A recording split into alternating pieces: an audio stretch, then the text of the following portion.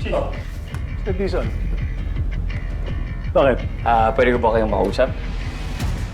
Tungkol sa kaso ni Major Miguel Delgado. Nag-post na kami ng update. Doon ka nalang magbase. Iba to, Chief. Ang naisip ko is exclusive interview.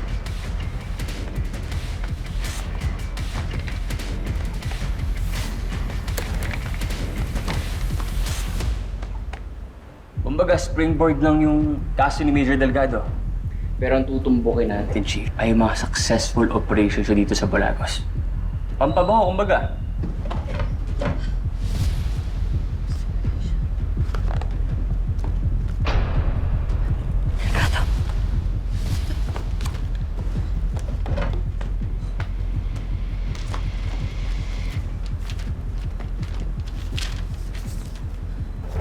Major Miguel Delgado to proceed to the northern part of the Philippines, city of Valmora, in connection with the performance of official duties to conduct an investigation. Aminin na natin na nawawala na talaga yung mga tiwala ng tao dito sa Balagos Police. Diba? At syempre, happy kayo. Hindi maganda yung sa image nyo. Exclusive interview? Ano ba nasa isip mo? Chief, napakarami. Sisimulan natin doon sa time na lumipat kayo dito sa Balagos.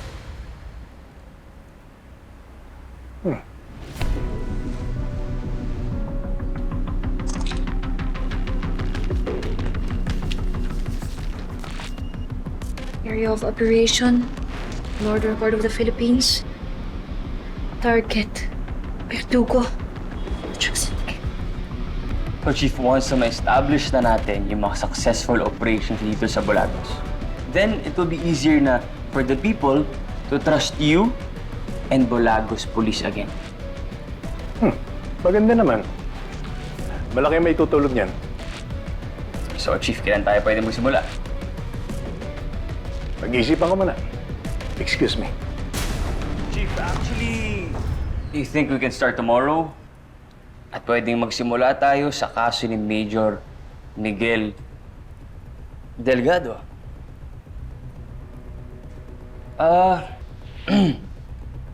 Alam ko, Chief, na medyo mahirap talaga mag-decide ngayon.